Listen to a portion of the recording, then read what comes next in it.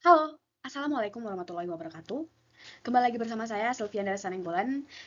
Di sini saya akan melanjutkan materi yang sebelumnya, yaitu kita sudah membahas eh, Simulink, yang dimana Simulink merupakan tools dari MATLAB. Nah, di sini kita akan masuk pada materi yang baru, namun sebelumnya saya akan memperkenalkan diri.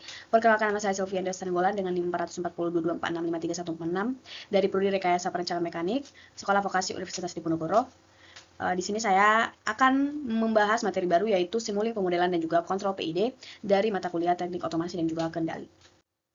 Nah, ini untuk detail dari perkenalan saya ya. Tujuan presentasi ini. Tujuan dari presentasi ini adalah untuk menjelaskan konsep dasar Simulink sebagai platform untuk pemodelan dan simulasi sistem kontrol, khususnya penerapan kontrol PID. Presentasi ini bertujuan agar peserta memahami cara membangun model sistem menggunakan blok Simulink, mempelajari prinsip kerja kontrol PID, serta mengetahui langkah pengaturan parameter P, I, dan D. Selain itu, presentasi ini memberikan contoh implementasi kontrol PID pada sistem sederhana dan menunjukkan cara menganalisis respons sistem, sehingga peserta dapat membuat dan menguji model kontrol PID secara mandiri. Nah, di sini saya juga membuat pengantar singkat pemodelan dan PID. Jadi, pemodelan kontrol PID itu digunakan untuk merancang dan mengatur perilaku suatu sistem agar bekerja sesuai target.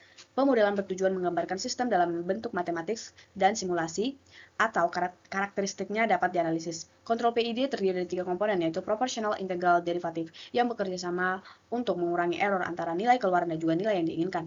Metode ini banyak digunakan karena sederhana, mudah diterapkan, menjaga stabilitas serta kecepatan respon suatu sistem kecepatan. Nah, model tank level. Jadi tank level itu bisa disebut juga sebagai tinggi air di dalam tangki, yang sering menjadi contoh klasik di industrial control untuk menggambarkan proses yang memiliki aliran masuk dan aliran keluar. Jadi tuh tujuannya itu adalah untuk menjaga level air agar tetap dalam batas set point, meskipun terdapat gangguan, misalnya perubahan aliran keluar atau perubahan beban. Jadi tujuannya itu untuk menjaga level cairan tetap stabil sesuai set point, meskipun ada gangguan. Jadi jenis kontrol atau open loop hanya mengatur input tanpa model tank level. Tank level atau tinggi air di dalam tangki sering menjadi contoh klasik di industrial control untuk menggambarkan proses yang memiliki aliran masuk dan aliran keluar. Tujuannya itu untuk menjaga level air agar tetap dalam batas set point, meskipun terdapat gangguan, misalnya perubahan aliran keluar ataupun perubahan beban. Jadi tujuannya juga untuk menjaga level cairan tetap stabil sesuai set point meskipun ada gangguan. Jenis kontrolnya ada dua, yaitu open loop, yaitu hanya mengatur input tanpa umpan balik, dan yang kedua closed loop atau feedback. Menggunakan sensor lalu membandingkan dengan set point, lalu controller P, PI, dan PID dapat menyesuaikan inflow. Nah, kontrol proporsional. Kontrol proporsional atau P adalah kontrol sederhana di mana aksi kontrol berubah proporsional terhadap kesalahan atau error antara level aktual dan juga level yang diinginkan. Literatur menunjukkan bahwa kontrol proporsional cukup efektif untuk respon cepat, namun tidak selalu dapat menghilangkan kesalahan steady state sepenuhnya. Buku Feedback System membahas bagaimana kontrol proporsional saja sering menghasilkan error steady state. Model mass spring damper. Konsepnya itu bisa dilihat dari sistem massa pegas peredam atau mass spring damper. Adalah model mekanik fundamental untuk mempelajari osilasi atau getaran dan redaman. Yang kedua, massa penyimpanan inersia, pegas menyimpan energi elastik dan juga peredam atau damper. Menyerap energi sehingga mengurangi osilasi dan mempercepat kestabilan. Digunakan banyak di literatur, teknik mekanik dan juga kontrol, misalnya pada suspensi kendaraan, sistem getaran bangunan, dan lain-lain, yang mendemonstrasikan eksperimen dan simulasi untuk memperlihatkan bagaimana variasi redaman mempengaruhi osilasi dan siklus respon bebas serta respon paksa. Yang selanjutnya ada transfer function. Transfer function adalah cara untuk menggambarkan hubungan antara input dan juga output suatu sistem. Pada tank level, input merupakan aliran masuk cairan, output merupakan tinggi air. Nah, sistem ini termasuk orde pertama, artinya responnya lambat tapi stabil. Transfer function dipakai untuk memahami perilaku sistem dan merancang kontrol seperti PID agar level cairan tetap sesuai target. Jadi, transfer function adalah cermin yang menunjukkan bagaimana sistem mengubah input menjadi output pada tank level. Ia menggambarkan hubungan antara aliran masuk dengan tinggi cairan yang umumnya bergerak lambat tapi menuju stabil. Selanjutnya ada model DC servomotor. Jadi konsepnya itu servomotor DC adalah aktuator yang mengubah tegangan input listrik menjadi gerakan putar dengan kontrol posisi atau kecepatan yang presisi. Jadi bagian utamanya ada tiga, yaitu bagian listrik, bagian mekanik, dan juga bagian kontrol.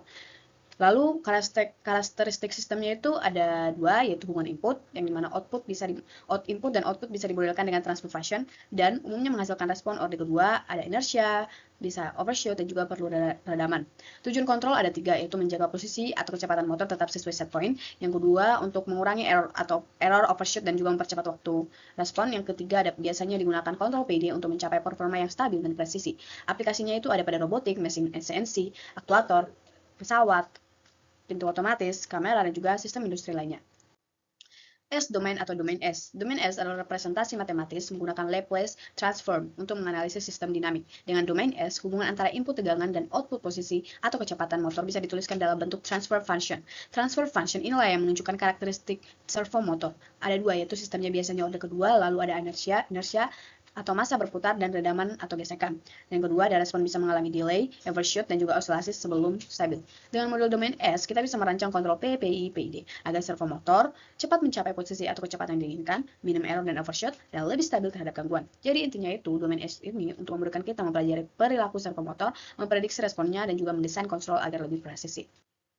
Yang selanjutnya ada kontrol PID. PID atau Proportional Integral Plus Derivative digunakan untuk mengatur sistem agar output mengikuti target atau set point dengan cepat dan stabil. Fungsinya itu P atau proporsional. Fungsinya proporsional itu untuk merespon besar error secara langsung, integral untuk menghilangkan error jangka panjang, derivatif untuk meredam perubahan mendadak agar sistem lebih halus. Jadi hasilnya akan lebih cepat, lebih stabil, dan juga lebih akurat. Contoh simulasi tank level control dengan PID.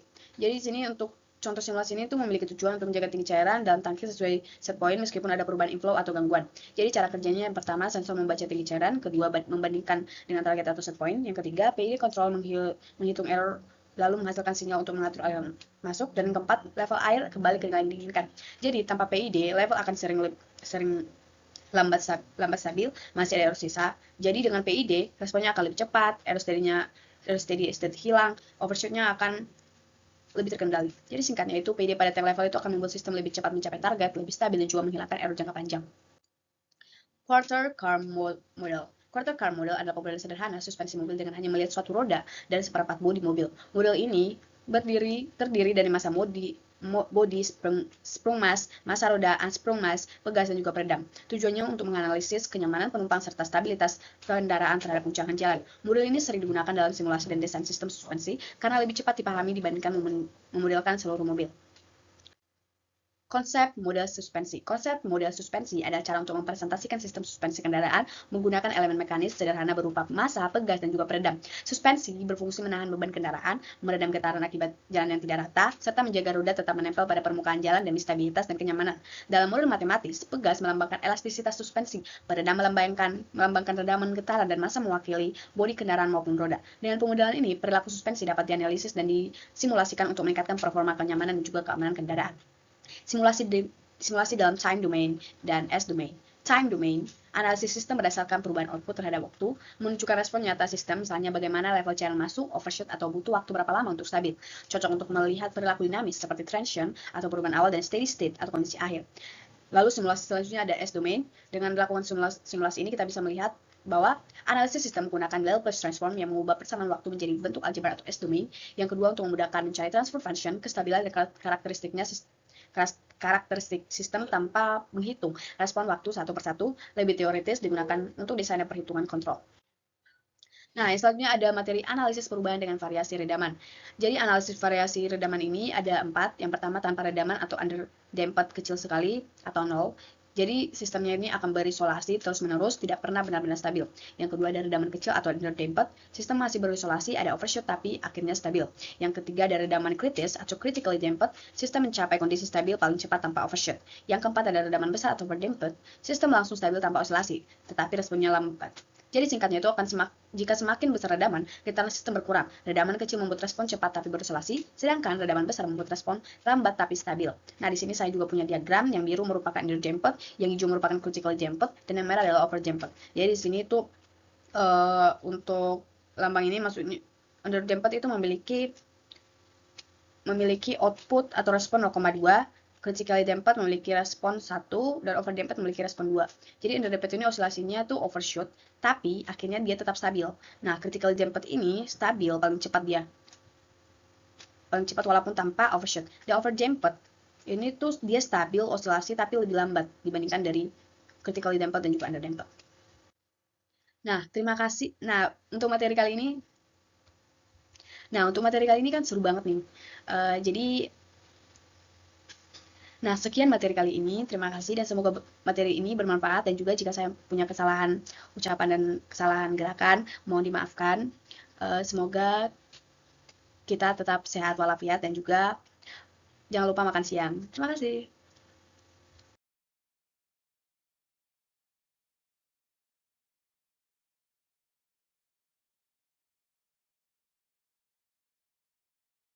Nah, gambar pertama yang akan saya jelaskan di sini yaitu adalah model tangki dasar atau diagram simulating rem gain sum derivative integrator. Jadi, ini varian sederhana dari gambar ini. Input akan berupa sinyal rem yang mewakili perubahan perintah atau pembukaan katut secara gradual yang dikonversi menjadi debit masuk lewat gain, kemudian selisih antara debit masuk dan debit keluar menentukan perubahan tinggi. Integrator menghasilkan tinggi H. Diagram ini menekankan hubungan algebra. Nah, Q2 sama dengan KV theta V0 EV derajat akan menjadi 1, merupakan persamaan 1, Q2 kurang Q1 sama dengan AH derajat merupakan persamaan 2, dan Q1 R sama dengan H merupakan persamaan 3. Dan untuk persamaan 1 ini merupakan aliran dari katup, dan persamaan kedua ini merupakan kontinuitas, dan yang ketiga ini merupakan hubungan resistansi keluar.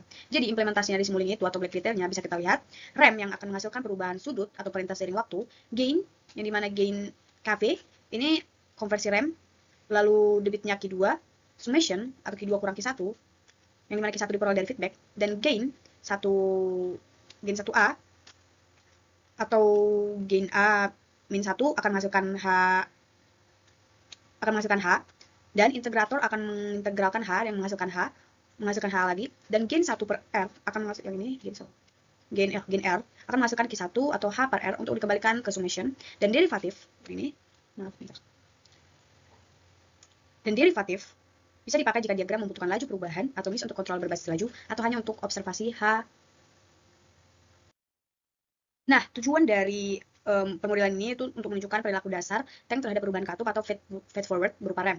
Cocok untuk latihan analisis tension atau bagaimana H atau T berubah saat katup dibuka perlahan, dan mudah dipakai untuk demonstrasi tuning controller sederhana.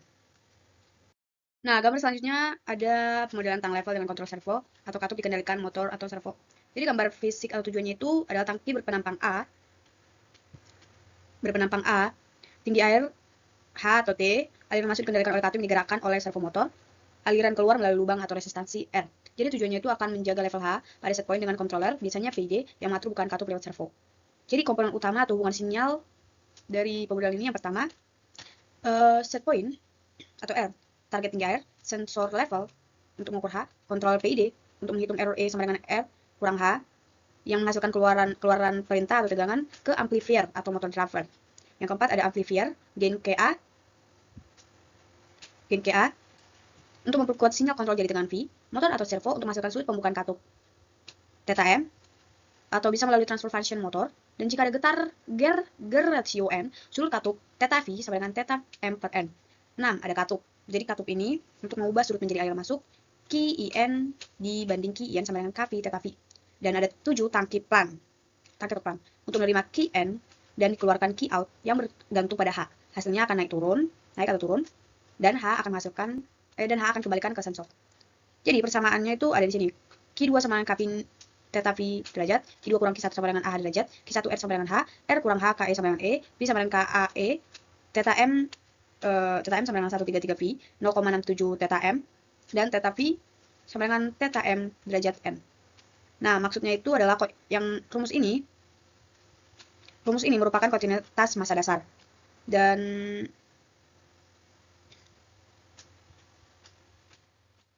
untuk simulating mapping block by blocknya itu bisa kita lihat di sini ya teman-teman.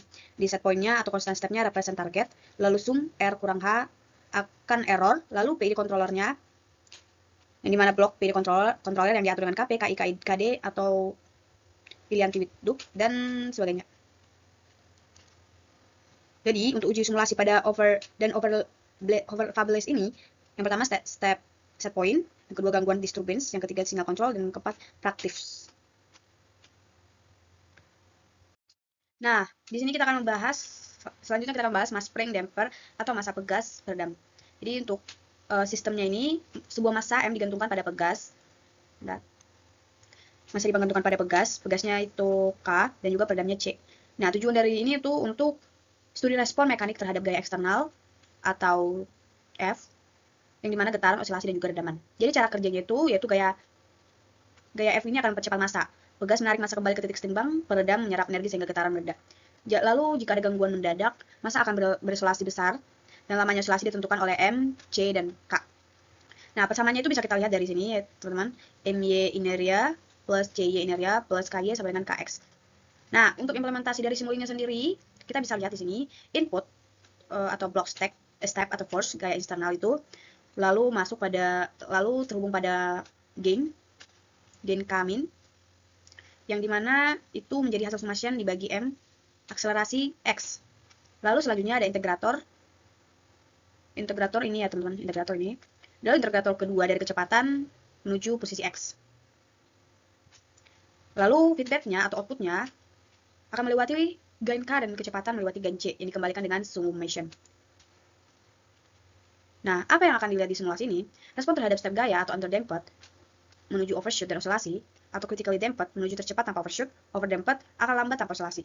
Dan grafiknya, waktu dibanding X akan menunjukkan karakteristik yang sama seperti gambar kurva redaman.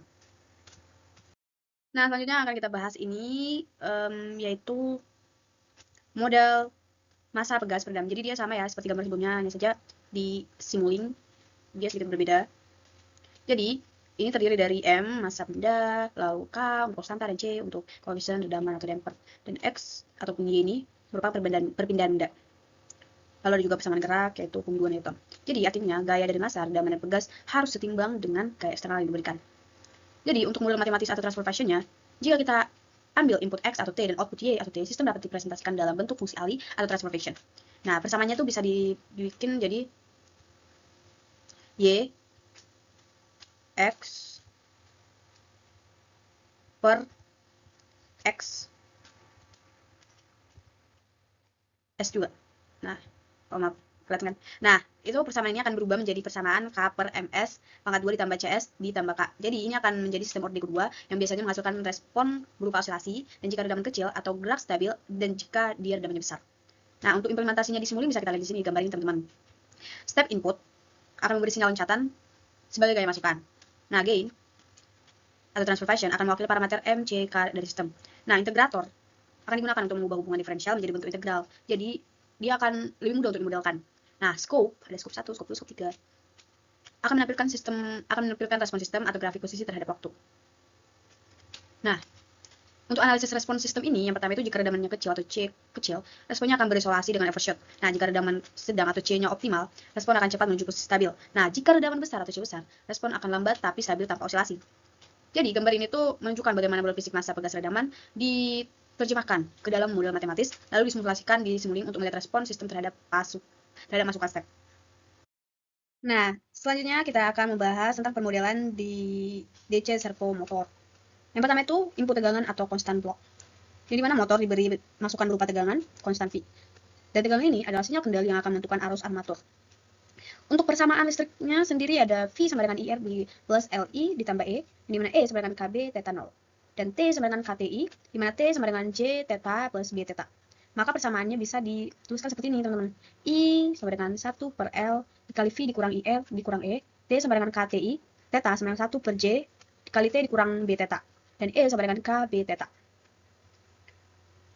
Nah, maksud dari ini yaitu di mana gain, ini maksud dari persamaan ini yang dimana gain 1 per L akan membagi input dengan induktansi, dan integrator akan menghasilkan arus I dari DI per TI, dan akan ada cabang feedback dari IR dan E atau back EMF yang dikurangkan dari input V. Lalu selanjutnya ada torsi motor atau T, yang dimana arus torsi motor torsi motor yang dimana arus yang didapat menghasilkan torsi yaitu T sama dengan KTI. Dimana di simuling itu kita bisa lihat, gain KT akan mengalihkan arus untuk menghasilkan torsi T. Selanjutnya ada persamaan mekanik rotor, yang dimana T sama dengan J theta plus B theta. Jadi di simuling itu kita bisa lihat gain 1 per J membagi torsi dengan inersia untuk mendapatkan percepatan sudut J theta plus B theta. Nah, integrator satunya akan menghasilkan kecepatan sudut d theta per dt, dan integrator duanya akan menghasilkan posisi sudut theta. Dan untuk feedback redaman atau friction B dari kecepatan d theta per dt ada gaya redaman, yang dimana B, d theta per dt. Disimulin, gain B atau akan menghasilkan kecepatan sudut, dan hasilnya akan masuk ke feedback yang mengurangi torsi. Lalu selanjutnya masuk pada feedback sudah. Oh ya, masuk pada back EMV atau E. Jadi kecepatannya juga akan menghasilkan tegangan balik, teman-teman. Yang dimana gain atau KB akan mengalihkan kecepatan sudut, dan nilai E ini akan dikembalikan ke blok listrik untuk mengurangi tegangan input V. Lalu yang terakhir ada in scope atau in output. Jadi scope ini akan menampilkan hasil simulasi arus I atau T, dan kecepatan sudut theta per T, theta atau T, dan posisi sudut theta atau T.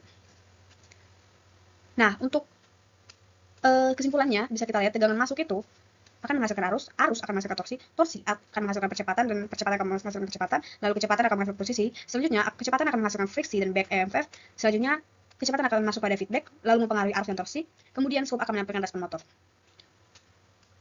Persamaannya ditulis sebagai T sama dengan J theta plus B theta, di mana J sebagai moment inersia rotor, B sebagai koefisien friksi, dan theta sebagai posisi sudut. Nah, untuk bentuk persamaan diferensial dari model ini bisa dituliskan dengan DI per dt sama dengan 1 per L dikali V dikurang IR dikurang E, yang dimana T sama dengan KTI. Nah, artinya tuh arus listrik akan mempengaruhi torsi motor. Lalu torsi akan memutar rotor, dan rotor akan menghasilkan tegangan balik yang masuk lagi ke rangkaian listrik atau loop tertutup alami. Nah, untuk implementasi dari simulink sendiri itu adalah yang pertama dari konstan atau V yang akan memberikan input tegangan DC, lalu integrator akan menyelesaikan persamaan diferensial atau arus, lalu kecepatan, lalu posisi, lalu selanjutnya ada gain, yang dimana gain ini akan mewakili parameter motor, lalu selanjutnya ada feedback loop akan memastikan efek back EMF E atau sama dengan KB theta, dan redaman B theta dimodelkan, dan selanjutnya ada scope, yang dimana scope ini akan menampilkan respon posisi atau kecepatan motor. Nah, untuk analisis respon dari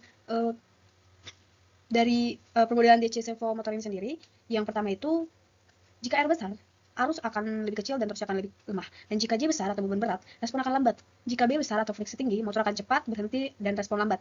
Dan jika L besar, ada delay pada arus, sistem akan jadi lebih lambat. Nah, jadi gambar ini akan menentukan hubungan listrik mekanik pada DC servo motor, mulai dari rangkaian listrik, persamaan gerak, fungsi alih, hingga implementasi blok diagram di simulink untuk analisis dinamikanya. Nah, selanjutnya saya akan menjelaskan alur kerja kontrol PI proporsional plus integral. Nah, di sini ada gambar drone, di mana memiliki ketinggian 50 meter dari permukaan tanah. Nah, sistem yang dikontrol dari drone 50 meter ini, drone ingin menjaga ketinggian pada set point 50 meter. Nah, jika drone menyimpang dari ketinggian tersebut, atau lebih tinggi maupun rendah, maka akan ada error, atau E, yang dimana error sama dengan set point dikurang posisi aktual.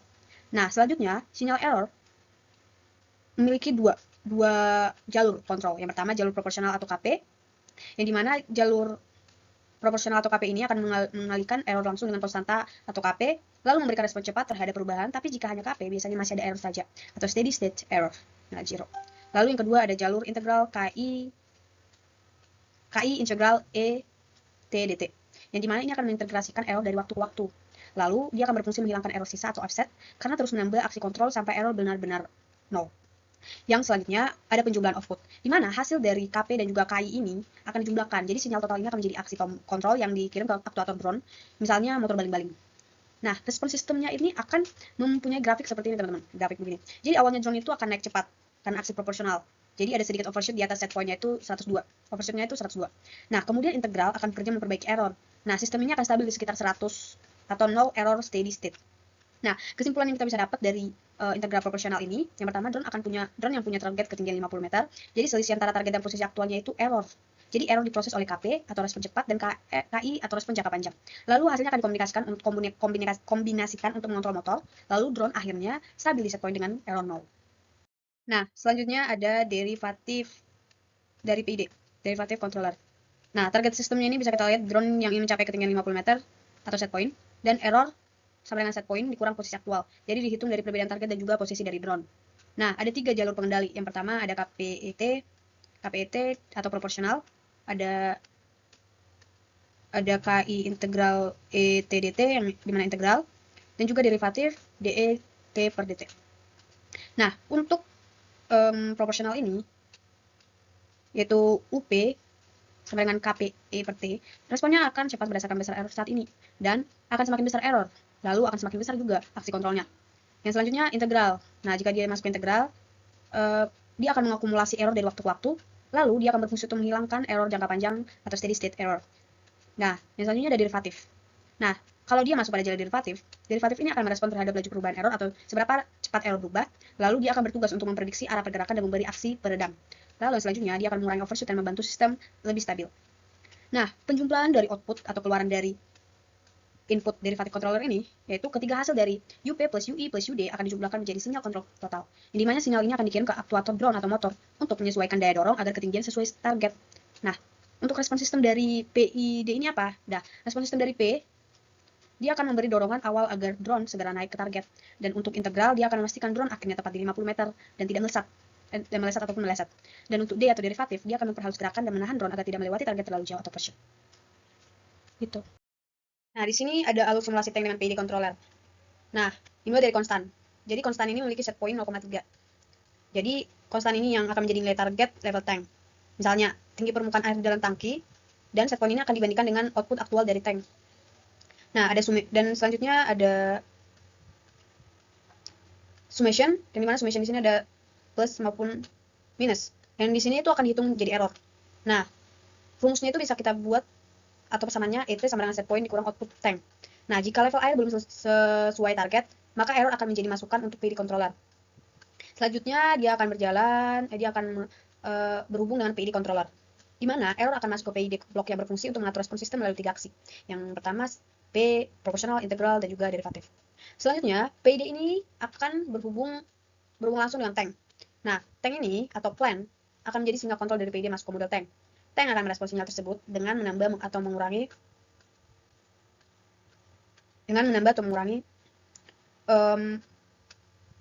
level sesuai aksi kontrol. Selanjutnya, dia akan masuk pada output tank. Jadi output tank ini. Nah, output tank masih dalam tank. Jadi level aktual dari tank keluar dari blok tank, lalu output ini akan dikirim ke dua jalur. Yang jalur pertama ada display, jalur kedua ada scope. Jadi untuk display ini untuk menampilkan nilai level tanki secara real time, dan scope ini akan berfungsi untuk melihat grafik respon misalnya naik level menuju set point 0,3. Selanjutnya ada feedback loop.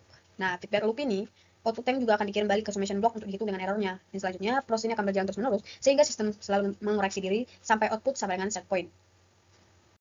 Oke, selanjutnya kita akan membahas quarter car model. Jadi quarter car model ini dimulai dari input, yang dimana input akan berupa gangguan jalan. Selanjutnya gain atau 1 per MC dan 1 per MS yang menunjukkan pembagian gaya terhadap massa kendaraan atau bodi dan massa suspensi. Yang ketiga ada integrator atau integral yang menghitung kecepatan dan perpindahan dari percepatan sistem. Yang keempat ada gain atau K1, K2, C1 dan C2 ini yang mewakili pegas, stiffness, dan damper redaman. Selanjutnya, dia akan masuk pada loop feedback, di mana gaya dari pegas dan damper kembali mempengaruhi massa mobil dan massa suspensi. Yang keenam, ada output scope, ini, yang akan memperlihatkan pergerakan bodi mobil dan pergerakan roda atau suspensi. Jadi singkatnya alurnya itu yang pertama gangguan jalan, lalu gaya pegas dan juga damper yang dihitung, selanjutnya integrasi, selanjutnya respon kecepatan dan posisi, dan selanjutnya output pergerakan bodi mobil dan roda. Nah, di sini kita akan masuk pada quarter car model dengan transfer function, di mana yang dimulai dengan input step. Selanjutnya dia akan mensimulasikan gangguan jalan, misalnya jalan bergelombang. Lalu selanjutnya dia akan masuk pada transfer function 1 dan 2. Ini 1 dan 2 yang mewakili dinamika dari suspensi per dan damper yang menghubungkan massa pegas MS dan massa bodi mobil atau MC. Jadi selanjutnya dia akan masuk pada kombinasi sinyal yang akan menjumlahkan gaya dari gas dan damper lalu diteruskan ke sistem. Yang keempat ada output scope, di mana output scope ini yang akan menampilkan respon dari roda dan bodi mobil terhadap gangguan jalan. Jadi alurnya itu singkatnya itu gangguan jalan, selanjutnya sistem suspensi atau pegas dan damper, dan selanjutnya dia akan merespon mobil atau bodi dan roda.